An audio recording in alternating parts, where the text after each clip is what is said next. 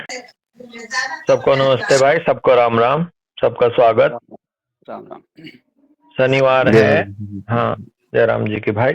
शनिवार है डॉक्टर सुगत, और डेट हो गई आज 29 नवंबर 2025, और शनिवार है तो आज हमारा टॉपिक सब्जेक्ट चलेगा 50 millesimal potency in theory and practice, given by doctor Harimohan Chaudhary.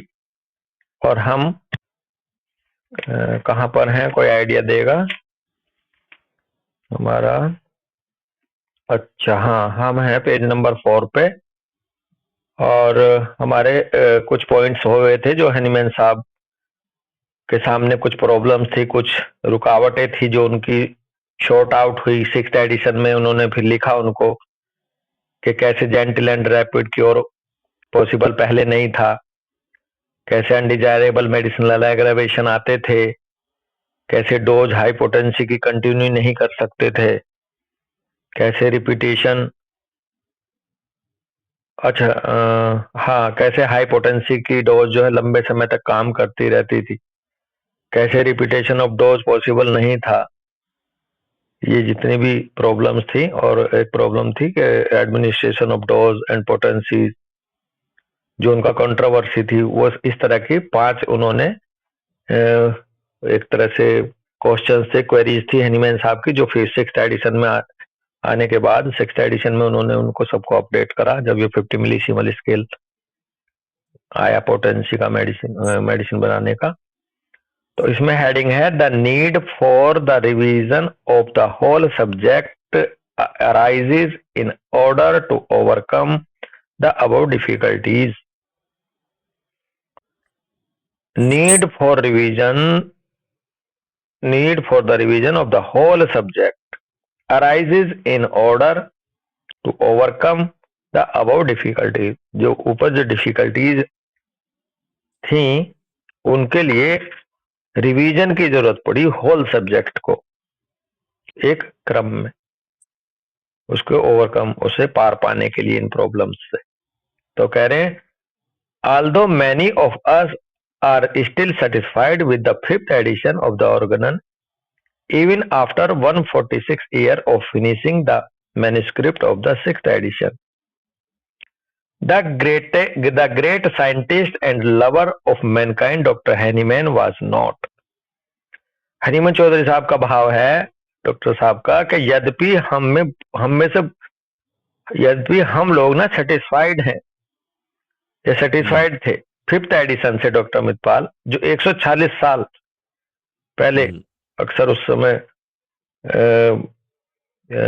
Even after 146 year of finishing the manuscript of the 6th edition, 6th edition की मैन्युस्क्रिप्ट के 146 साल होने के बाद भी हम 5th एडिशन पे चल रहे, ये उसी से सेटिस्फाइड है। जबकि कह रहे हैं great scientist and lover of mankind doctor Hahnemann was not. Doctor Hahnemann साहब नहीं सेटिस्फाइड थे, हम सब हो गए थे। He devoted himself to a laborious task of further observation even at the old age of 80। Hahnemann साहब ने अपने आप को डिवोट किया हुआ था अपना लेबोरियस टास्क के लिए, फर्दर ऑब्जर्वेशन के लिए। अपनी 80 साल की उम्र में भी वो डिवोटेड थे, वो ऑब्जर्वेशन करते रहते थे, लेबोरियस टास्क करते रहते, जबकि हम लोग सेटिस्फाइड हो गए थे उनके 5th एडिशन के आने पे, वो नहीं थे। He worked hard for 5 years from 1838 to 1842 and completed the arduous task of revision, especially of the preparation and administration of medicine, and on the EVE, on the EU, sorry I है, on the I होगा ये,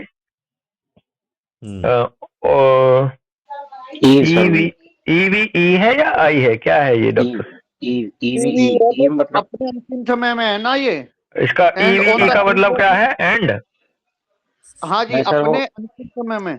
अंतिम जैसे मतलब समय। Eve of this death, मतलब sir ewe मतलब उसका इवनिंग डेथ से एक दिन पहले शाम की बात, अच्छा उस समय अच्छा। की बात। हाँ। And on the eve of his death on 2nd July 1843 he has given us a new altered but perfected method in the 6th edition of the organon।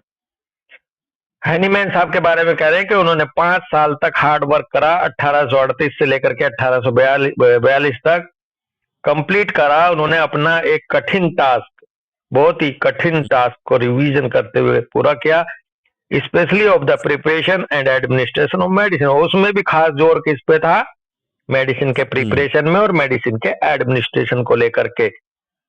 और उन अंतिम पड़ाव पे जो है, जो उनकी शाम थी उनकी एक तरह से, of his death on 2 July 1843 में उन्होंने हमें दिया नया altered but perfected method, new altered but perfected method in the 6th edition of the Organon. बिल्कुल आखिर में वो देखे गए हमें। और देखो फिर एक दिन बात पहले भी हो रही थी, यही कारण था क्योंकि वो बहुत दिन तक जिए नहीं इस एडिशन के साथ। उन्होंने 10-5 साल जी लिए होते ना अमितपाल, 10 साल की प्रैक्टिस कर लिए होते हनीमैन साहब, क्योंकि फिर तो इसे पूरा करते ही वो चले गए, समय था ही नहीं उनके पास ज्यादा, तो इसलिए ये ज्यादा लाइट में भी नहीं आया प्रैक्टिस की। बिल्कुल लोगों हाँ, की प्रैक्टिस थी। हाँ उन्हीं के साथ ये उसमें चला गया अंधकार में। और फिर ये फिर प्रिंट आउट भी नहीं हो पाया था 1921 तक, फिर 1843 से। जी। कह रहे हैं the mode of preparation of medicine, its dynamisation and application are novel. एकदम नया है, जो पुराने वाले थे उनसे अलग। Mode of preparation of medicine भी और इसका डायनेमाइजेशन एंड एप्लीकेशन भी आर नोवल। नोवल का मतलब नवीन। Hahnemann called it the perfected method, और हैनीमैन साहब ने इसको परफेक्टेड मेथड कहा, यानी कि पूर्ण, बिल्कुल। द न्यू डायनेमाइजेशन मेथड कहा। Here in lies the qualitative superiority of 6th over the 5th edition। और इसमें जो है new dynamisation method, the perfected method कहने के वजह से कह रहे हैं एक क्वालिटेटिव सुपीरियरिटी होती है 6th एडिशन की 5th एडिशन के ऊपर। क्यों? 5th एडिशन में सेंटिसिमल तक चला आ रहा था, और इसमें चूंकि 50 मिलीसिमल की एंट्री हो गई तो इसकी क्वालिटेटिव सुपीरियरिटी हो गई 5th एडिशन के ऊपर। देखो मजे की बात ये है कि कह रहे हैं कि लोग सेटिस्फाई थे 5th हाँ हाँ तक, हाँ पर हैनीमैन साहब सेटिस्फाई नहीं थे, नहीं थे, है ना। हाँ जी। दूसरी बात देखो आपकी कितनी ओल्ड एज में भी वो मेहनत कर रहे थे। हाँ, 80 साल की यहाँ उम्र में। जवानी बिल्कुल बिल्कुल। यहाँ जवानी में नहीं हो रही और वो हाँ ओल्ड एज में मेहनत। हाँ हाँ, नहीं बिल्कुल सीखने को है, और बिल्कुल हम बिल्कुल इसको लेकर के हम प्रेरणा मिलेगी, हमें प्रेरित होंगे, हमारा आलस छूटेगा। और छूट रहा है नो डाउट, अपने अपने तरीके से सब लोग कर भी रहे हैं मेहनत, लेकिन और ज्यादा मतलब रोंगटे से खड़े होने वाली बात है कि कोई 80 साल में भी मेहनत कर रहा है। अगला हेडिंग है name and sign of new method. नाम और जो संकेत हैं, साइन हैं नए मेथड के, वो किस प्रकार दिए। 50 मिलीसिमल पोटेंसी की मेडिसिन को नामकरण कैसे है, कैसे लिखना है, जैसे उसमें तो 200, 1M, 1030 ऐसे लिखते थे। इसमें कह रहे हैं कि इनका नाम और साइन न्यू मेथड का के बारे में बता रहे हैं। कह रहे हैं potencies that is dilutions of this method go by different names and observation abbreviations such as millesimal scale, 50 millesimal scale, new potency, newest potency etcetera. जो पोटेंसीज और डाइल्यूशंस हैं इस मेथड के द्वारा जो बनते थे, उनके डिफरेंट नेम्स एंड एब्रीविएशंस के दो थ्रू गुजरा, या डिफरेंट नेम्स और डिफरेंट एब्रीविएशंस हैं, जैसे कि 50 मिलीसिमल स्केल भी कह देते हैं इनको, 50 मिलीसिमल सॉरी मिलीसिमल स्केल भी कह देते हैं, 50 मिलीसिमल स्केल भी कह देते हैं, न्यू पोटेंसी भी अगर कहीं कहा कि कोई बोल रहा है तो वो इसी स्केल की बनी हुई मेडिसिन की बात कर रहा है, ऐसा समझो। नीवेस्ट पोटेंसी एटसेट्रा, एटसेट्रा भी दिया, कुछ और भी नाम है। कह रहे हैं in the western world it is designated at 1/0, 2/0 etcetera. Western world में 1/0, 2/0 एटसेट्रा दिया है। In India and Bangladesh as 0/1, 0/2 and M/1, M/2 etcetera, ऐसे डिनोट किया जाता है इसको। तो भाव ये है कि अगर यही वेस्टर्न कंट्रीज में जाके लोगे तो 1/0 हो जाएगी, जो अगर हम मांगेंगे 0/1 को, इंडिया में 0/1। हाँ, बस ऐसे पहचानते हैं। M/1, M/2 भी, मिलीसिमल बाई 1, मिलीसिमल बाई 2 ऐसे लग रहा है कुछ भाव। Hahnemann used to write it as 0/1, 0/2। Hahnemann साहब ने इस तरह से लिखा था इनको 0/1, 0/2। It would be more scientific and logical if we write LM/1, LM/2, LM/3, etc. Since L stand for 50 and M for millisiemens. तो हरिमोहन साहब चौधरी कह रहे हैं कि और भी ज्यादा साइंटिफिक हो जाएगा, लॉजिकल हो जाएगा यदि हम इसको LM/1, LM/2, LM/3 लिखें, क्योंकि L तो रिप्रेजेंट करता है 50 को और M करता है मिलीसिमल को। तो 50 मिलीसिमल बाई 1, 50 मिलीसिमल बाई 2, 50 मिलीसिमल बाई 3, ऐसे ये पढ़ा जाएगा LM/1, LM/2, LM/3। तो ये था इसका नाम, किस तरह से लिखते हैं, साइन क्या है, क्या साइन देते हैं न्यू मेथड को। इवोल्यूशन इन होम्योपैथी हेडिंग है, कह रहे हैं इवोल्यूशन इन होम्योपैथी। इवोल्यूशन और gradual development is the characteristic of nature. प्रकृति की का एक गुण है कि इवोल्यूशन या ग्रेजुअल डेवलपमेंट होता ही है, ये प्रकृति की एक कैरेक्टरिस्टिक है। It is so with science, और इसलिए ऐसा ही साइंस के साथ भी है। Homeopathy being a medical science, its development also has been and is being gradual, and the credit goes to its founder Dr. Hahnemann. Homeopathy भी medical science के रूप में इसका डेवलपमेंट होता गया और ग्रेजुअल हो भी रहा है, डॉक्टर श्रेय, इसलिए गुंजाइशें बहुत हैं। बड़े सर ने आके प्लस ही किया जी सर, लेकिन क्रेडिट किसको जाएगा? One and only doctor Hahnemann साहब को, इसके फाउंडर को। क्यों? उन्होंने जो प्रिंसिपल्स दिए हैं वही आगे एक्सप्लोर हो रहे हैं, कुछ नया नहीं, उसी से कड़ी हुई जुड़ती हुई आगे बढ़ेंगी। और ये बात हम ध्यान में रखें, बड़े सर ने बड़े अच्छे से ध्यान रखा इस बात को कि प्लस जो भी होगा वो हैनीमैन साहब के जो लिटरेचर है, उनकी जो फाइंडिंग्स हैं, उनके जो रूल एंड रेगुलेशंस है, वही एक्सप्लोर हो रहे हैं, जो भी कोई नया दे रहा, और उससे कोरिलेट होने भी चाहिए अमितपाल।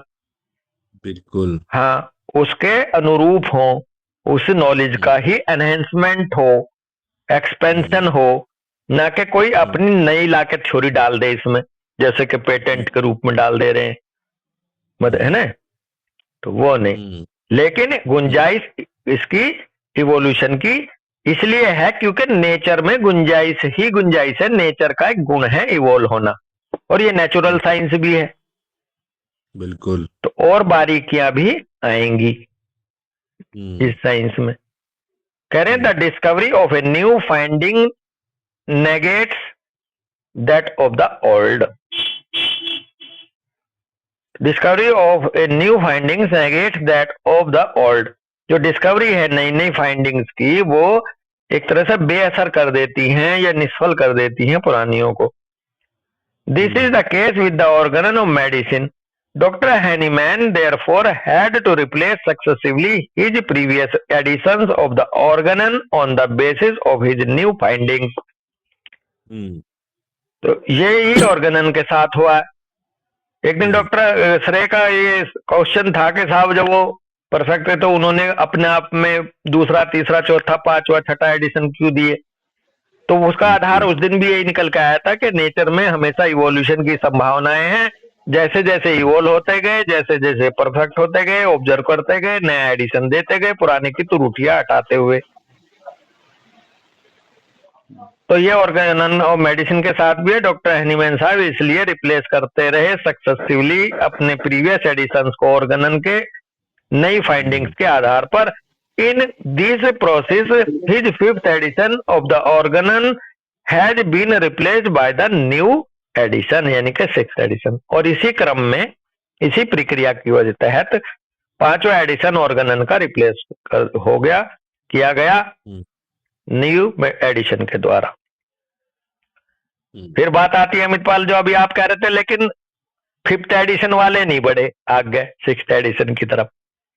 बिल्कुल, फिफ्थ से सिक्स्थ एडिशन आ गया, लेकिन फिफ्थ के फॉलोवर सिक्स्थ की तरफ को नहीं आ पाए, खास करके एडमिनिस्ट्रेशन ऑफ मेडिसिन को लेकर के।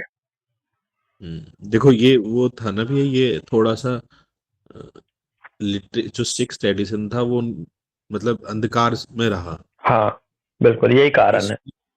हाँ यही कारण है, इसलिए 95% लोग सेंटिसिमल पे ही काम करते रह गए। हाँ 50 सिमिलिबल पे लग रहा है 5% लोग ही होंगे हाँ। जो काम। और एक दिन हमारे बीच में चर्चा हो भी रही थी, यहाँ सब भाई बहनों को वो पता चल जाए तो मजा आ जाए। एक्चुअल में जब हम पढ़ रहे थे कैंट लेसर राइटिंग, तो कैंट साहब का जन्म जो है ना 1755 में शायद हुआ था, मुझे लग रहा है। हाँ जी। और वो 1921 से पहले ही उनकी डेथ भी हो गई। 1855 में हुआ था। सॉरी, हाँ 1855 में हुआ जन्म, और 1843 में ये अंधकार में चला गया सिक्स्थ एडिशन। 1849 में जन्म हुआ था और 1916 में डेथ हो गई। तो इस बीच में डॉक्टर अमित शर्मा भाई, जब तक ये सिक्स्थ एडिशन अंधकार में रहा, अपने कैंट साहब जन्म भी ले लिए और कैंट साहब चले भी गए। इसलिए कैंट साहब का जो लिटरेचर है, कहीं कहीं उनकी सिक्स्थ एडिशन वाली जो नया अपडेट है उसको कहीं ना कहीं क्रॉस करता है। ठीक है, तो हम कई बार हम इसलिए पहुंचे थे, मैं और अमितपाल इस बात को लेकर, मैंने कहा कैंट साहब जैसे फॉलोवर की बात एक तरह से हैनीमैन साहब को क्रॉस नहीं कर सकती। तो वो इसलिए हो पाया वो, क्योंकि वो फिफ्थ एडिशन के उस पे ही सारा का सारा उनका वो था, अपना अंडरस्टैंडिंग कैंट साहब की। जबकि सिक्स्थ एडिशन कैंट साहब के जन्म में सामने आया ही नहीं पूरी जिंदगी। तो ये चीज हमें मिली थी उस दिन। तो इसमें हेडिंग है elevation of the fifth addition. Elevation का मतलब था उन्नति, फिफ्थ एडिशन की उन्नति, एलिवेशन, उठान। कह रहे हैं but many of our physicians willingly और अनविलिंगली और to avoid pecuniary loss or merely due to prejudice have not yet accepted the new, altered but perfected method. Although Dr. Hahnemann had discarded many of his formulations of the fifth edition, including centesimal scale of potencies, bracket में footnote to aphorism 246 and 270, बहुत ही करारी बात कह रहे हैं हरिमोहन चौधरी साहब, doctor साहब। कह रहे बहुत से फिजिशियन हमारे चाह के भी और ना चाह के भी अपने पिक्यूनियरी लॉस को बचाने के लिए, कि भाई पैसा कम आना ना, पैसा का लॉस ना हो जाए हमारा, अगर हम कहीं और इससे हमारा अच्छी खासी प्रैक्टिस चल रही, कहीं ऐसा ना हो हमारी प्रैक्टिस डाउन हो जाए, पैसा आना बंद हो जाए, इसलिए, या merely due to prejudice have not yet accepted, या मात्र प्रिजुडाइज हो गए। इस वजह से उन्होंने एक्सेप्ट नहीं करा new altered but perfected method को, बहुत नहीं बढ़िया। अपनाया सिक्स्थ एडिशन को, 50 मिलीसिमल स्केल को। यद्यपि डॉक्टर हैनीमैन साहब ने इसको डिस्कार्ड कर दिया था फिफ्थ एडिशन में, जो ये मेडिसिन स्केल को, इसके मैनी फॉर्मुलेशंस को फिफ्थ एडिशन के डिस्कार्ड कर दिया था, और उनमें सेंटिसिमल स्केल भी शामिल था, जिन्होंने सेंटिसिमल स्केल पोटेंसी को डिस्कार्ड करके चले गए थे कि अब इसे मत दियो। और अगर इसका जानना चाहते हो कि इसकी जानकारी कहाँ मिलेगी, तो वो फुटनोट जो है 246 का और 270 का, उसमें मिलेगी। उसमें ये पता चल जाएगा कि हैनीमैन साहब ने 50 मिलीसिमल स्केल लाने के बाद सेंटिसिमल स्केल को डिस्कार्ड कर दिया था। और ये अपनी ऑर्गेनन ऑफ मेडिसिन के जो पेज नंबर शायद 11 है, 11 नहीं है, ये है वहां पे मैं एक लाइन पढ़ूंगा जहां वो डिपार्ट हुए थे। उन्होंने कहा था ना वो डिपार्ट हो गए थे। पेज नंबर बताना अभी। पेज नंबर में जरा सर्च मार के बताऊंगा दोस्त अभी। उसमें करेक्शंस हैं कि उन्होंने अमेंडमेंट्स, हाँ ये है पेज नंबर 4, शुरू में ही है वो तो बिल्कुल शुरू में पेज नंबर 4 पे पैराग्राफ्स जो इन्होंने बताए एफोरिज्म बेसिकली 246 और 270। तो हाँ ये है पैराग्राफ है सेकंड लास्ट पेज नंबर 4 पर ऑर्गेनन के, कह रहे of greatest importance are paragraphs 246 dash लगा कर कह रहे 248 है। पैराग्राफ्स बोलते थे एफोरिज्म को हैनीमैन साहब। 246 से लेकर के 248 तक बहुत ही ग्रेटेस्ट इंपोर्टेंस के एफोरिज्म है in regard to doses in the treatment of chronic diseases. खास करके क्रोनिक डिजीज में, एक्यूट नहीं अमित पाल, खास करके डोज का मसला ट्रीटमेंट करते वक्त क्रोनिक डिजीज में कैसे होना चाहिए, इस संबंध में एफोरिज्म नंबर 246 से लेकर के एफोरिज्म नंबर 248 तक बहुत ही महत्वपूर्ण है। इसमें कह रहे हैं हैनीमैन साहब के लिए कि he there departs from a single dose and advises repetition of dose but in different potencies. यहां पर हैनीमैन साहब ने क्रोनिक डिजीज के केस में जहां सेंटिसिमल स्केल की सिंगल डोज दे करके अपने आप को रोकना ही पड़ता था जब तक वो एग्जॉस्ट ना हो जाए, उसकी जगह वो इससे दूर हुए, डिपार्ट का मतलब है दूर हटे सिंगल डोज से, और उन्होंने एडवाइज करा रिपीटिशन को डोज के, लेकिन डिफरेंट पोटेंसीज के रूप में। लेकिन ये 50 मिलीसिमल स्केल के लिए ही संभव था। पैराग्राफ 269 से लेकर के 272 तक करें are devoted to technical directions for the preparation of homeopathic medicine specially according to the latest views. Latest views का मतलब लेटेस्ट मेथड 50 मिलीसिमल, और इनमें उन्होंने प्रिपरेशन बताया, टेक्निकल डायरेक्शंस दी कि कैसे प्रिपरेशन करेंगे होम्योपैथिक मेडिसिन की 50 मिलीसिमल स्केल की। तो ये पैराग्राफ में उन्होंने ऑर्गेनन में यहां दिया हुआ है कि वो दूर हट गए थे, डिस्कार्ड कर दिया था उन्होंने कई सारी चीजों को, फॉर्मुलेशंस को फिफ्थ एडिशन के, जिनमें सेंटिसिमल स्केल भी था पोटेंसी के रूप में। कह रहे he solved the problems cropped up in homoeopathic science up to the time of publication of the fifth edition with his newer formulations which were incorporated in the sixth edition of the organon। Hahnemann साहब ने solve कर ली थी या उससे उबर आए थे, Hahnemann he solved the problems cropped up in homeopathic science up to the time of the fifth publication of the fifth edition। जो fifth edition के समय तक जो प्रॉब्लम्स थी होम्योपैथिक साइंस में, वो उनसे उभर आए एक तरह से। क्रॉप्ड अप का मतलब इसमें शायद या तो है जकड़ा हुआ था या उसमें थी, लेकिन मैंने इसमें लिखा हाँ के उभर के आया। अच्छा, होम्योपैथिक साइंस में जो उभर के आई थी प्रॉब्लम्स 5th एडिशन तक या 5th एडिशन के समय तक, वो उन्होंने सोल्व कर ली थी वो सारी प्रॉब्लम अपनी न्यूअर फॉर्मुलेशंस के तहत, और जो कि उन्होंने शामिल करी 6th एडिशन में ऑर्गेनन की। तो भाव ये है कि 5th एडिशन के समय तक जो ऑब्जर्व करते हुए जो जो प्रॉब्लम्स ऊपर उभर के आई थी, और वो यही थी जो पीछे पड़ के आए हम 5 कि जेंटल रैपिड क्योर नहीं मिल रहा था, अनडिजायरेबल होम्योपैथी एग्रावेशन आ रहे थे, पोटेंसीज को लेकर के मसला था कि एग्जॉस्ट नहीं होती थी सेंटीसिमल की अपने ड्यूरेशन तक, लॉन्ग ड्यूरेशन के बाद भी रिपीटेशन कर नहीं सकते थे, और किस पैथोलॉजी में कौन सी पोटेंसी देनी है, ये इस तरह की जो आई थी उभर के वो सारी सोल्व कर दी और इनकॉर्पोरेट शामिल कर दी 6th एडिशन में ऑर्गेनन के। He emphasised in this connection that, उन्होंने जोर दिया इस कनेक्शन में, इस संबंध में एम्फेसाइज किया क्या कि all these difficulties are wholly solved by me by my new altered but perfected method. Footnote number 132 के ऑर्गेनन के 6th एडिशन में उन्होंने ये लाइन लिखी हैनीमैन साहब ने कि सभी डिफिकल्टीज वो पूर्ण रूप से सोल्व हो गई हैं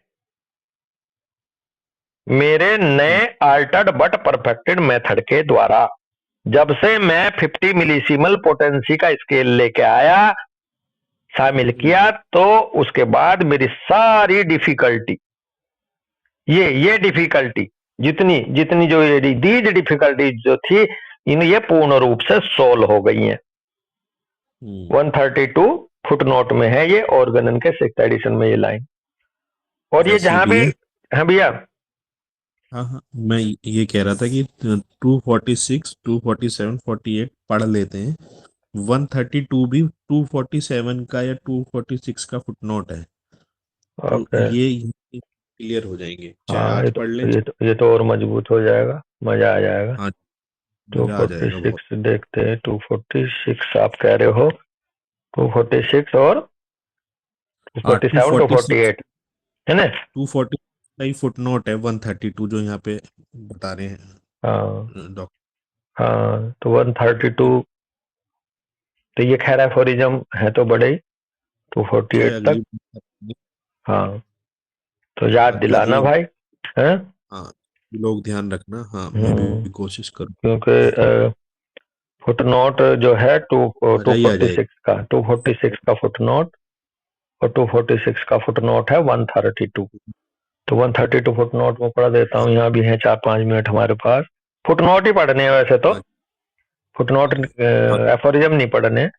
तो फुटनोट जो है 132 में कह रहे हैं कि what I said in the 5th edition of the Organon in a long note to this paragraph in order to prevent these undesirable reactions of vital energy was all that the experience I then had justified. But during the last 4 or 5 years, however, all these difficulties are wholly solved by my new altered but perfected method. 4-5 साल ही practice करी है Hahnemann साहब ने 50 सीमल scale के पीछे। क्या इसमें भी उन्होंने कह दिया कि जो मेरे 4-5 साल की जो लास्ट के जो मेरे 4-5 साल गुजरे हैं, हालांकि इनमें ये सारी डिफिकल्टीज पूर्ण रूप से सोल्व हो गई हैं मेरे new altered but perfected method के द्वारा। The same carefully selected medicine may now be given daily and for months if necessary in this way, namely after the lower degree of potency has been used for 1 or 2 weeks in the treatment of chronic disease, advance is made in the same way to higher degrees. Bracket में कह रहे हैं beginning according to the new dynamization method taught here with the use of the lowest degrees. तो यहाँ किस तरह से chronic disease में आप 1 हफ्ता 2 हफ्ता के लिए आप लगातार दे सकते हो, एक एक पोटेंसी को 1 हफ्ता या 2 हफ्ता दे करके, और फिर उसको एडवांस भी कर सकते हो। यानी कि 0/1 को अगर 1 हफ्ता देने के बाद इंप्रूवमेंट आ रहा है तो अगले हफ्ता 0/2 दे दो उसी मेडिसिन की, अगर वो वहां अप्रोप्रिएट है। ऐसे तो ये था 132 में। ठीक है अमित? हेलो जी सर। डॉक्टर से शायद अमित भाई चले गए। तो ये हैं, जब हालांकि जब आप अपने चल रहे हैं तो इसमें अब आ ही रहे हैं, धीरे धीरे आगे ऑर्गेनन में भी आ जाएंगे ये जो अमित पाल भाई बता रहे हैं। तो अभी उसी जगह चलने वाले हैं। 244 के बाद यही आएगा हमारा नेक्स्ट ऑर्गेनन के डिस्कशन में। तो ये था आपका कि वो सारी की सारी सोल्व हो गई हैं new altered but perfected method में।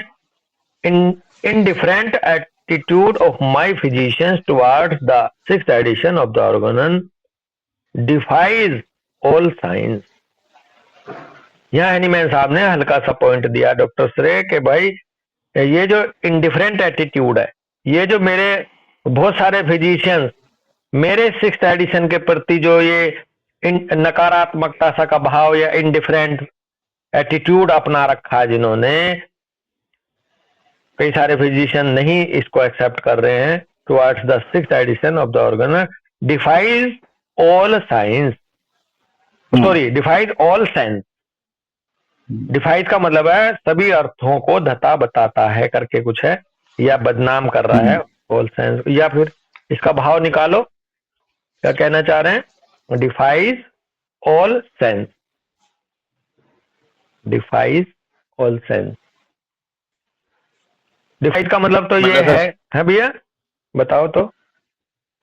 सर मतलब जो मतलब उसको उन्होंने क्या कर दिया, वो डिफाइज ऑल सेंस मतलब ऑर्गन इलॉजिकल, तो इलॉजिकल बना दिया। मतलब अगर आप जब उनका इनडिफरेंट एटीट्यूड जो है बहुत सारे फिजिशियंस का, हाँ 6th एडिशन के प्रति ऐसा एटीट्यूड ऑर्गन के इस एडिशन को इलॉजिकल बनाता है, इलॉजिकल जबकि ऐसा सा है। बना दिया, हाँ हर सेंस। हाँ, तो एक तरह से उदासी का भाव है उनके तरफ से, कह रहे यार इतनी बढ़िया चीज सामने आई है, तुम इसको इसकी तरफ देख नहीं रहे हो, इसे अपना नहीं रहे हो, इस पर गौर नहीं कर रहे हो, है जी। जी तो सर। इसको हाँ, तो यहाँ थोड़ा सा ऐसा रहा होगा कि लोग इसको जल्दी से एक्सेप्ट नहीं कर रहे होंगे उनके बताने के बाद भी उस समय पर। जी सर। चलो खैर, तो ये था, यहीं रुकेंगे आज। तो किसी का कोई पॉइंट है, किसी को कोई क्वेरी 5th और 6th एडिशन को लेकर के, या किसी को? हाँ भैया। मेरा 5th-6th एडिशन को लेकर क्वेरी नहीं है, एक जनरल क्वेरी है। जैसे जी। मार्बल जो मेडिसिन है ना, इसके बारे में ज्यादा कहीं से इंफॉर्मेशन कलेक्ट पढ़ना हो तो इसको कोई बुक आप सजेस्ट कर सकते हो जो हम पढ़े। फ्रिक्वेंट एनकाउंटर में मैंने पढ़ा है लेकिन वहां से थोड़ा ही है। कौन सी मेडिसिन? मार्बल वाइट हो। मार्बल वाइट का तो लिटरेचर खैर मेरे सामने भी, मुझे भी नहीं है मिला कहीं। जितना कुछ है वो रिपोर्ट से ही मिलके आती है। मार्बल वाइट एक तरह से कैलकेरिया कार्ब वगैरह ही एक बार शायद दी थी, लाइम स्टोन करके बड़े सर ने। बहुत हॉटी कैलकेरिया कार्ब। हाँ, तो मार्बल वाइट का तो खैर बहुत ज्यादा यूज भी नहीं हुआ हमसे तो। और मार्बल वाइट को कैलकेरिया ग्रुप में ले गए थे, लाइम BC करके एक बार बड़े सर। तो जहाँ लाइम BC आ रही थी तो वहां उन्होंने कैलकेरिया कार्ब शायद दे दी थी, जहां तक मुझे याद है। तो ऐसा था सर उनकी जेनेटिक वेटेरिनरी का जो है डॉक्टर साहब बड़े सर की, उसमें शायद एक छोटा सा मार्बल मेडिसिन के बारे में थोड़ा सा दिखा। जैसे थोड़ा सा, जैसे मतलब मुझे लगा किसी को देने के लिए, तो मुझे लगा इसके बारे में थोड़ा और पढ़ना चाहिए तभी दे सकते। धूलिया हाथ अपना मेरे में मत कुछ। हाँ नहीं, बड़े सर ने जो दिया सफिशिएंट है। हाँ जी। हाँ सर। सर एलम पोटेंशियल थोड़ा सा यूज न करने का थोड़ा सा एक कारण ये भी समझ में आता है कि जी जैसे इसको थोड़ा सा प्रॉपर थोड़ा हैंडलिंग करने का जो है ना, थोड़ा इसको मतलब इसको डिस्ट्रीब्यूट करने का, देने का, थोड़ा सा वो थोड़ा सा कॉम्प्लिकेटेड थोड़ा भी है।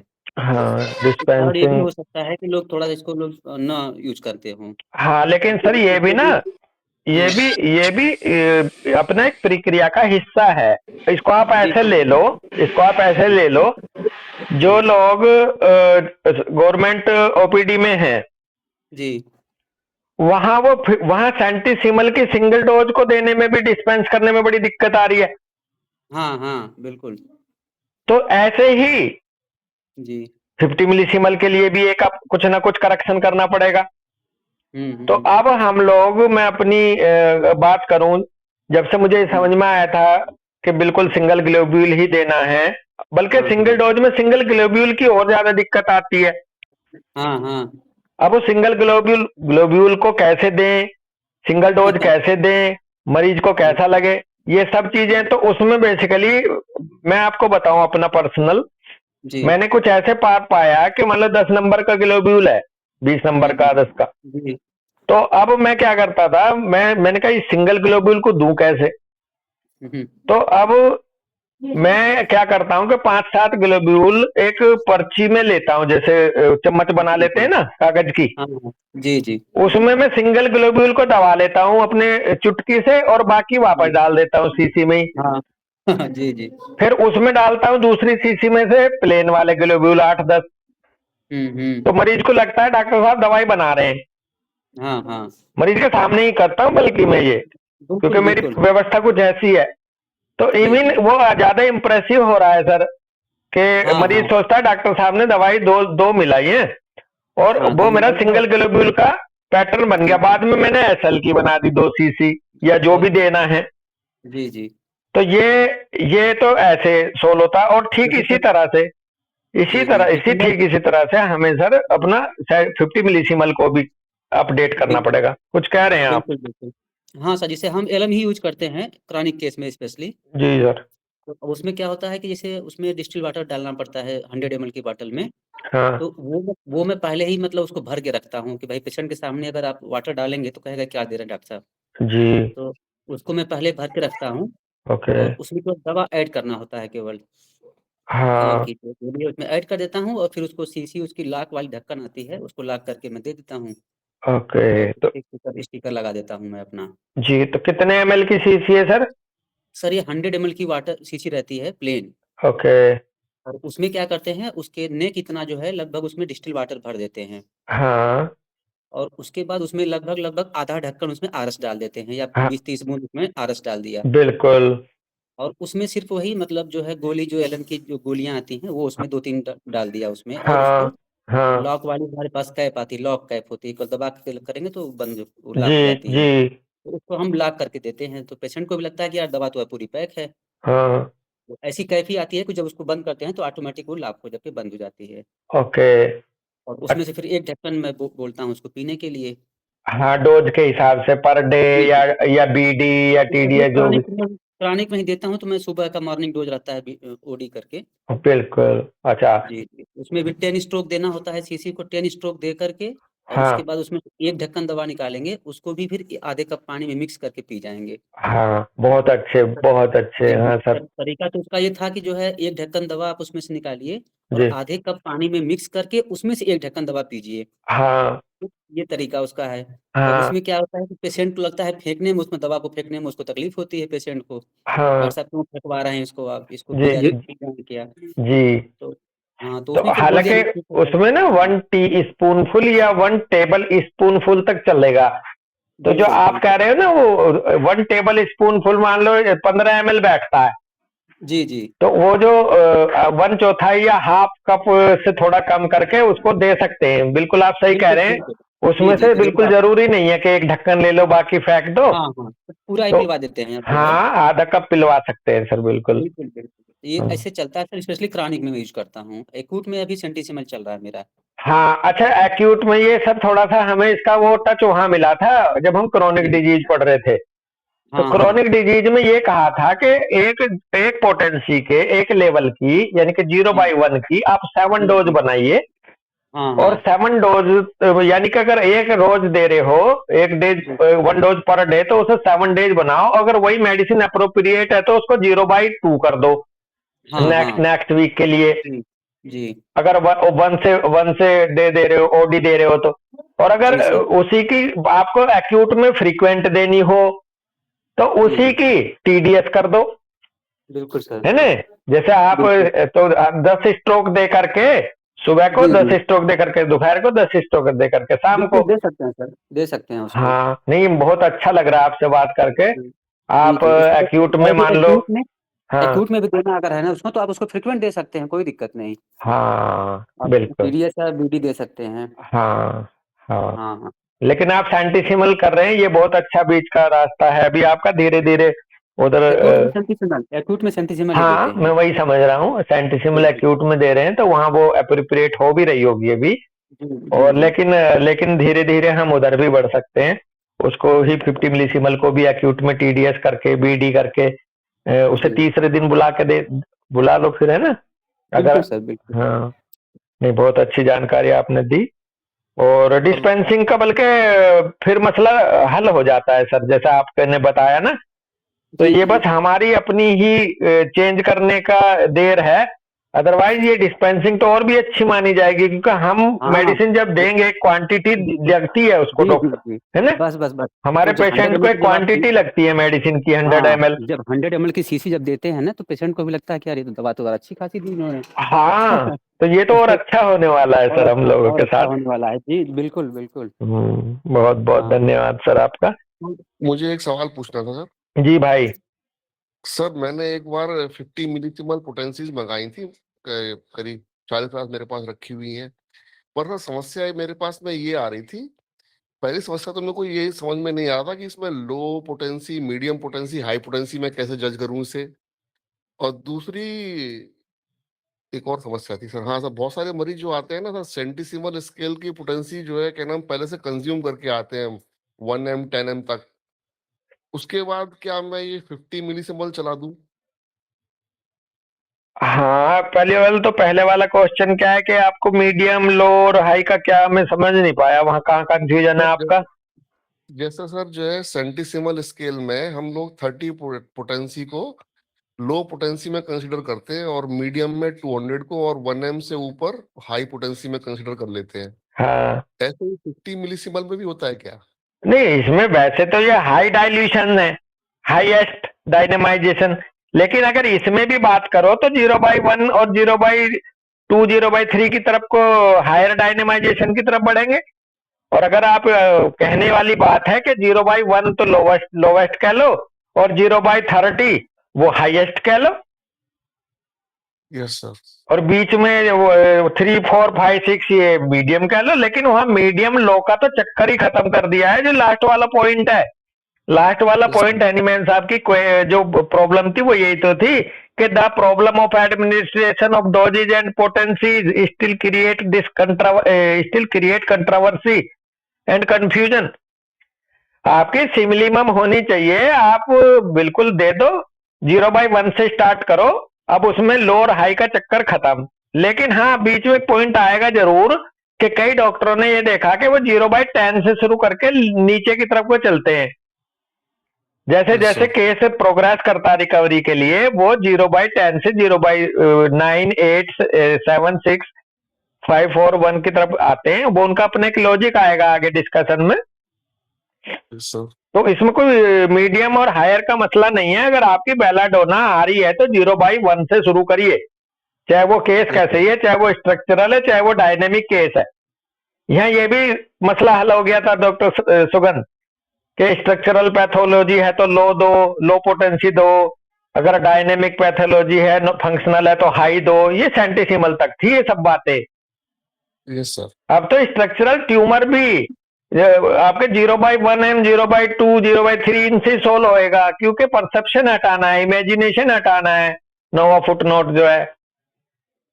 Yes sir. अदरवाइज तो बॉडी अपना आप ही रिकवर करती है। चाहे वो स्ट्रक्चरल चेंज आ रखे उनको रिवर्स करेगी, चाहे वो फंक्शनल चेंज आ रहे उनको भी रिवर्स करेगी। आपको तो जस्ट स्टिमुलेट करना है वाइटल फोर्स को बस।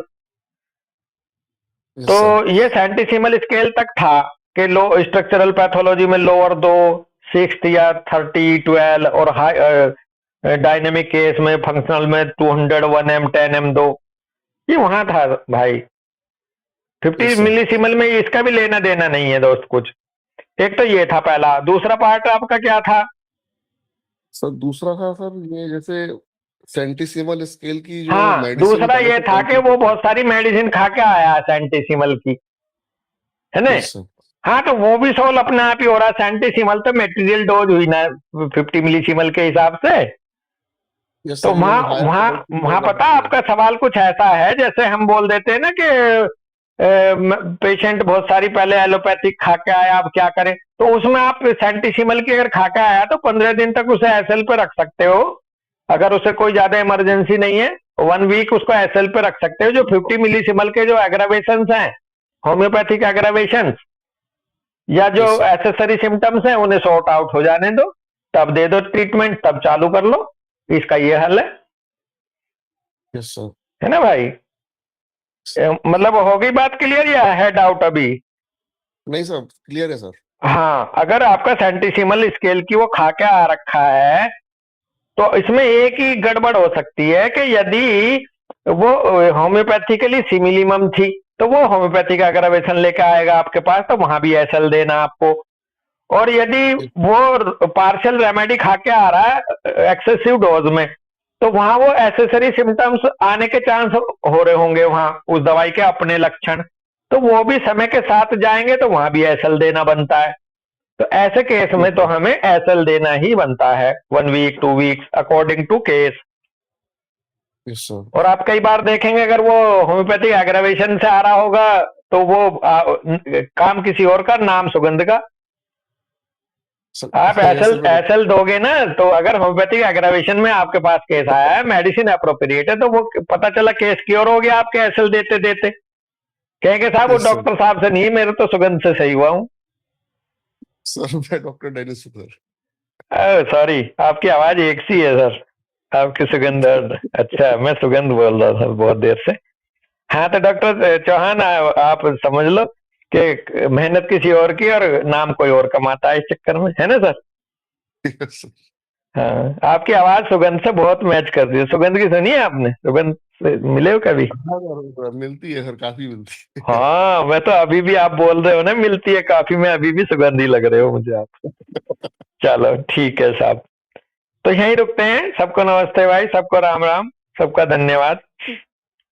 Ram Ram sir Ram Ram Ram Ram sir. राम राम भाई, राम राम बेटा, राम राम राम राम राम राम बेटा, खुश रहो। राम